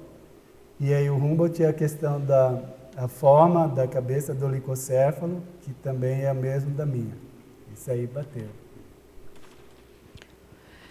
Roberto, você falou uma frase aí bem no início da sua exposição, que eu fiquei aqui refletindo, pensando um pouquinho, que é a seguinte: nosso presente é menos de 1% do nosso passado. Gostaria que você ampliasse um pouco mais isso aí. Então, será que nós estamos assim tão diferentes, tão fora da casinha? O que ocorre com um processo todo aí evolutivo, ou cognitivo, ou mnemônico, para ocorrer esse percentual aí tão distante da... Não, eu falo esse percentual com base em quê? Primeiro, é uma estatística que se confere, se observa na biologia, né? Que a gente tem menos 1% de seres vivos, o restante é fóssil. Ou seja, é memória que ficou para o passado. Entendeu? É coisa extinta. Então, 1% é vivo. Eu vejo que é mais ou menos isso se a gente pegar nossa história consciencial, né? Ou seja, desde as fases primitivas até hoje. Então, a gente tem menos de 1% disso. Agora, pegando a história humana para cá, mesmo assim, o percentual de passado ainda é muito grande também. Porque a gente tem uma vida, é pouco tempo, passa muito rápido. É isso que a gente vê. Então, se a gente tem história de 10 mil anos para cá, cada 1000 anos a gente pode ter tido aí uma média de 7, 10 vidas, por aí, ou mais, né? De 7 a 15, vamos supor. Então, é tudo muito rápido. E aí a tendência de repetir é muito forte. Lembrei agora que a gente costuma falar assim em sala de aula, às vezes, ou mesmo conversando, eu ainda tenho os caninos, ainda conservo o apêndice caudal, então realmente ainda estamos muito no passado, né? A reatividade, a maneira, essa coisa, né, de sobreviver e reproduzir. Exatamente. Que regrinha básica, né? Toda a vida nasce, cresce, reproduz, morre. Isso é uma repetição violenta, muito forte, né? Então a gente nunca consegue largar disso assim rapidamente. Não é fácil. Roberto. Oi. Alô. Queria tirar uma dúvida com você dentro desse assunto de autorrevezamento. Então, na hora que você olha aqui as 3 personalidades, né, Marggraf, Steller e Humboldt, você acha que já havia autorrevezamento nas 3, ou foi simplesmente uma mimese, né, de repetir, às vezes, profissão, e o autorrevezamento é dessa vida para frente? Só para clarear. Isso. Agora, a gente tem que ver o seguinte, assim, o processo de programação de vida, a gente considera, né, que isso é mais recente, dessa vida, dessa última para cá. Então, isso, a mesma coisa é o conceito de retrosenha, né? Então, retrosenha a retrosenha ideal é aquela bolada pela própria pessoa e deixada como marca que ela vai pegando nas outras vidas.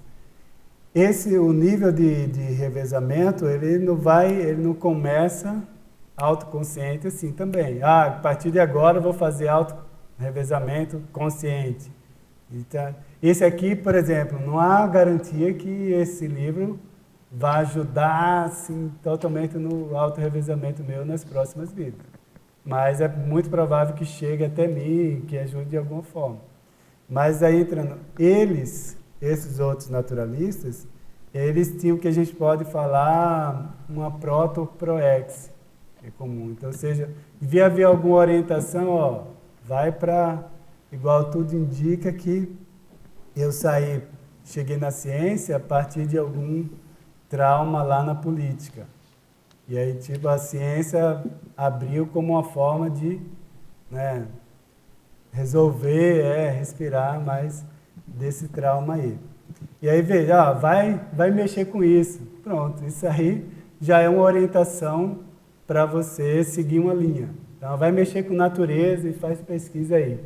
Tipo, só, pronto, a orientação da vida. Aí o outro, fez pouca coisa, fez muita aventura e produziu pouco, morreu logo, aí, que é o caso primeiro. Aí, não, vai de novo, tenta de novo. Aí vai o outro lá, muita aventura e teve que produzir um pouquinho mais. Aí vai e morreu logo cedo também. Aí no outro, presta atenção. Aí se pegar, é bem interessante, eu vou falar depois, quando falar do Humboldt, no evento vou comentar que um dos negócios críticos dele foi a educação aristocrata. Isso é uma marca muito forte na vida do Humboldt. Mas se não fosse isso, provavelmente a chance de ter se quebrado também igual aos outros, provavelmente ia ser bem forte. Então ele teve a educação, era tudo ali controlado, isso, vai fazer aquilo, repete, faz. E aí parece que domou um pouco aquela coisa da aventura. E mesmo assim, ele é considerado aqui, ó o estigma. Não sei se dá para mostrar aí no História Natural da Aventura. Então, mesmo com toda a educação para ser certinho, vai, faz isso, aquilo, ainda tinha muita coisa da aventura. E a aventura, a gente sabe que até certo ponto é fuga e tal, é aquela coisa, respirar, renovar a liberdade e tal, aquela coisa. Você vê aí, você vê uma gradação bem nítida de que até acertar o passo. Então, falando em termos de proexologia, então as proto-proex vão caminhando, fez mais alguma coisa, agora pode entrar, vamos planejar melhor o próximo e tal. E aí mantendo a linha que é a linha que eu estou hoje, biologia e ecologia. Roberto, vou fugir um pouquinho da personalidade consecutiva e vou entrar na identidade extra. Vocês têm lá cotejos para a gente fazer o cotejo mesmo da personalidade consecutiva e já adentrar a questão extrafísica da personalidade da identidade extra? A gente ainda não tem metodologia chegando a isso, não. A gente está mais embaixo ainda, que é chegar a ver as características da personalidade, tudo. Agora, pode ser que apareça aí mais gente, casos que mostrem provável identidade extra, mas isso aí acho que ainda vai demorar um pouquinho, porque aí você precisa já ter uma noção holobiográfica, né? Então, o que a gente está fazendo é prospecção retrobiográfica, de uma personalidade, outra e tal, mas aí a identidade extra, quer dizer, como é que a personalidade, a consciência é conhecida, marcada, vincada extrafisicamente? Então, o pessoal que é novato. Então, quando a gente está extrafisicamente, na condição, né, de consciência extrafísica, então é provável que a gente tenha uma marca, um nome, um apelido, uma identidade que é conhecido extrafisicamente. Isso se a pessoa tem muita atividade extrafísica. Isso aí, essa marca, ela pode ser descoberta aqui. Sim, em geral ligada à mitologia, né? Aí é que vem a dificuldade, porque é algo muito antigo. Aí entra, mitologia, lenda é uma loucura, mas o pior é que lá tem algum fundo de verdade nisso, mas uma hora a gente chega lá. Tá bom, tem que desenvolver metodologia para isso. Como é que vai rastrear isso? Mas tem, isso aí, uma hora a gente vai chegar. E aí, gente? Está claro até aí esses critérios? Tem algum mais chato? Tem algum que não tem lógica, que vocês acharam mais absurdo? Tem algum faltando? Em relação àquela pergunta da Janete, de 1%, né, do presente e 99% do passado, a gente poderia fazer uma outra oração, uma outra mensagem em cima dessa? Digamos, essa oração que eu falo não é religiosa, não, em termos de português. Tá bom. Isso aí uma frase, preparado aqui uma frase, uma oração, uma mensagem. Então, poderia-se dizer que o passado corresponde à análise e o presente à síntese, o refinamento de todas as... É uma síntese. É a ponta do iceberg, é o presente, né? É. Então, será que no seu iceberg tem a religião ocupa que espaço, por exemplo? É por que eu falei oração? Quanta água... Como é que é a semântica no português, né? Quanta água benta tem congelada nesse seu iceberg aí?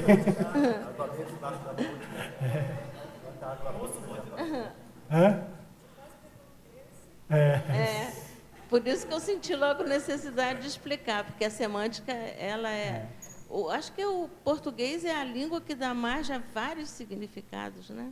Acho que é uma delas que dá mais. Não, então, é isso mesmo. Agora foi. Dentro desses critérios, qual o papel que você vê que tem um curso intermissivo? Ele dá uma quebra e você, por exemplo, pode mudar qual parcela do seu temperamento, a sua linha de atuação, essa sua linha profissional que vem vindo e o curso intermissivo quebra ela, né? Porque a gente vê muita gente aqui que foram personalidades da enciclopédia, gênios, né? E hoje em dia tem até esse traço, mas não tão forte. Aí é essa visão de conjunto, né? Às vezes uma vida pode ter sido bem conhecida, bem marcada e tal, mas e o restante? Por isso que é um dos motivos que eu procurei detalhar o máximo desses critérios para poder criar alguma visão de conjunto, porque sem isso, igual lá, então o que você falou está dentro esse critério, o perfil de personalidade e o próprio parapsíquico. Então, a memória intermissiva, a memória extrafísica, ela tende a ir ocupando, acho que ela é mais séria e mais prioritária do que a memória retrocognitiva. No entanto, ela é mais difícil até, porque a quebra, né, a quebra, para a gente acessar essa memória, ela é mais forte. Você tem um referencial totalmente diferente, que é extrafísico. Na memória retrocognitiva, você tem referenciais intrafísicos. Então, é vida, é grupo, é coisa que ficou marcada nessa história. A memória intermissiva, ou extrafísica, ela tem outros referenciais. Você fez outra coisa, teve reflexão sobre o histórico. Eu tive uma vida lá marcante como enciclopedista, mental soma, intelectualidade altíssima. Mas essa memória, na hora que você coloca com as vidas de militar, né, ou de religioso, então teve uma série, né, naquela linha que pode ser muito mais marcante. Então é na intermissiva que você vai refletir sobre isso tudo junto. E aí isso pode trazer alguma marca, às vezes até deixar alguma marca. Aquela reflexão que você fez extrafisicamente sobre o seu histórico pode te deixar mais ressabiado, aí que entra as questões do rechaço. Você pode ficar mais rechaçado. Não, coisa de filosofia, não vou mexer muito com isso, não. Eu quero ser pragmático, vou investir em pragmatismo. Aí o cara vai, né, vir empresário, uma coisa assim. Daí ele vai ser muito mais do pragmatismo e não vai ser tanto ligado à intelectualidade quanto... Mas, na prática, se você for investigar, ele é um empresário que associa um monte de ideias, tem coisa criativa, não sei o quê. Então, a mental somática nunca vai ser ofuscada. Por exemplo, estou dando um exemplo assim, mesma coisa da arte. A gente vê um monte de gente com habilidade, né, artística, estética, e aí você vê a pessoa foge e vai mexer com outra coisa, com filosofia, com intelectualidade, mas na hora dela fazer um traço, na hora que ela arruma a organização didática dela, apresentação, né, roupa e tal, você vê que tem um senso de estético altamente refinado. Então, aquela marca que é mais forte, aquela linha que é mais forte, no histórico serexológico, nunca deixa de se manifestar. Por mais esbregue, tranco que a pessoa teve na intermissão, não tem como, porque está muito arraigado na forma de manifestar, né? E a gente sabe, tem um ponto que a gente tem que lembrar, que é a paragenética. Então, a paragenética, ela é a memória marcada no holossoma, né? Dessas vidas todas. Então, a coisa que eu estava brincando com a Rosa aqui. Então, a religião, ela vai... Então, tem que ver a maneira da pessoa agir, né, a postura, como é que fica. Se ela teve muita vida naquilo, vai ficar marcado, certamente. O que faz a pessoa fugir? Assim? Você falou que a pessoa tinha um traço mental somático, aí ela vai querer, aquele traço nunca vai ser ofuscado. Mas por que ela fugiu daquele traço, então? Como é que você vê essa questão? Se a pessoa tinha uma tendência, sei lá, mental somática, aquilo gerou um estigma para ela? Às vezes escreveu besteira. Entendi, o estigma. Teve uma vida muito ligada à intelectualidade, ganhou força naquilo, se envolveu com política, poder, escreveu uma besteira que repercutiu para um monte de gente. Aí, na hora que ela vê aquilo, lá na condição intermissível, extrafísica, ela, puxa, olha só. E aí, então, leva um tempo para ela processar isso, e isso deve aparecer nessa vida. Igual toda evocação que a gente faz, gente, do passado, às vezes leva tempo para a gente digerir e continuar. É bom ter colocado isso, que uma das técnicas, eu não comentei aqui, que a gente usa, é equivalente ao morde e assopra, né, que é acelerar, desacelerar, pausar. Então, eu fiz muito isso. E um dos pontos que eu lembro que... É um dos pontos também que me perguntaram, por que os 3 naturalistas, não sei o quê. Os 3, acho que não só a relação com o tema natureza, ecologia, que tem com o meu veio atual, mas um ajudou na pesquisa do outro. Então, depois que eu fui me tocando, depois que eu escrevi o livro, que saiu, né, que tem aquela fase que tem que sair.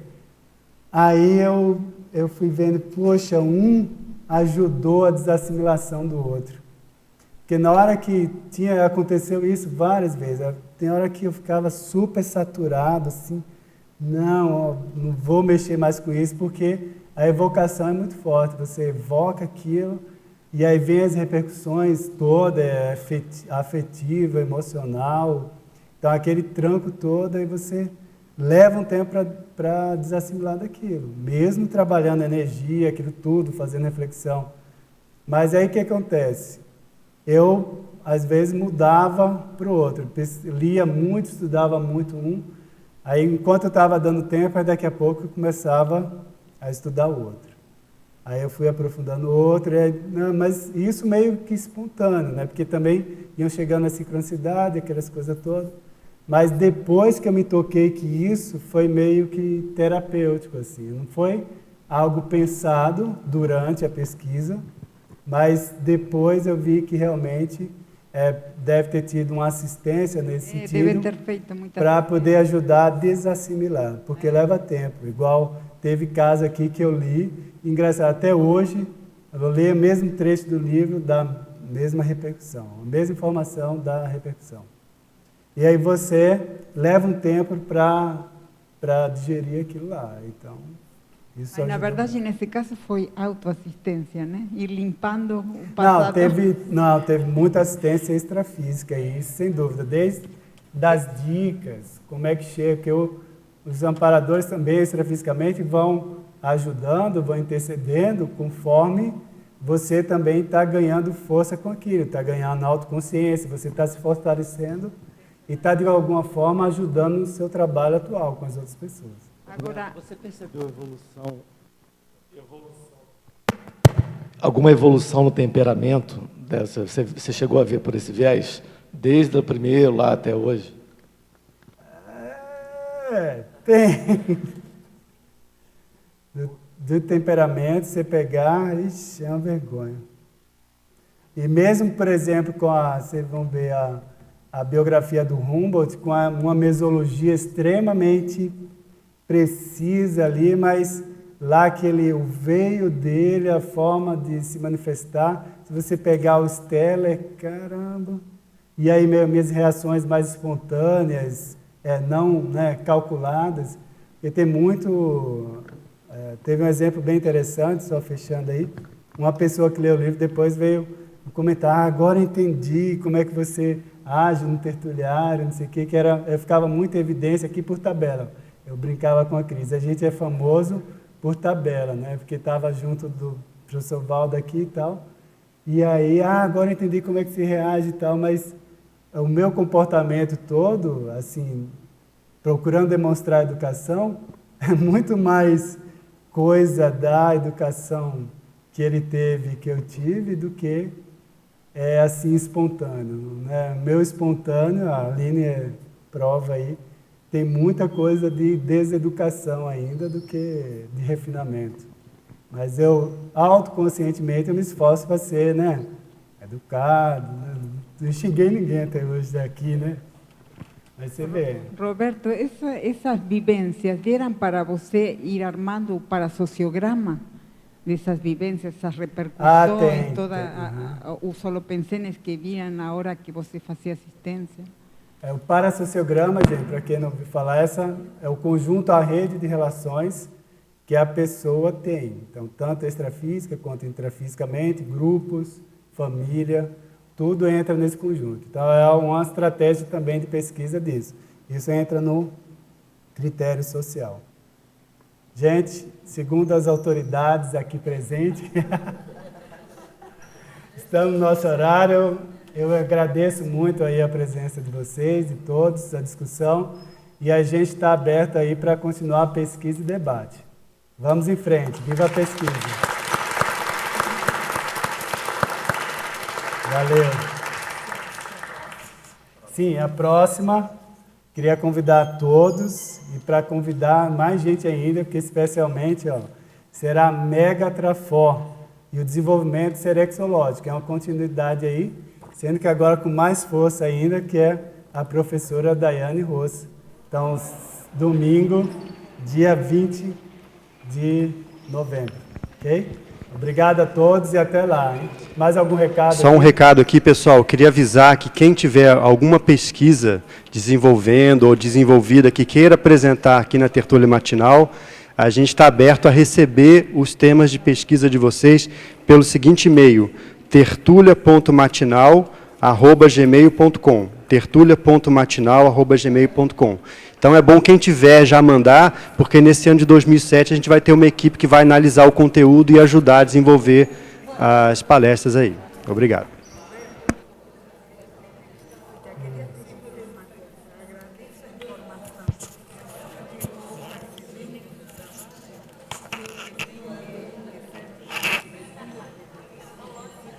Parabéns, hein, Roberto?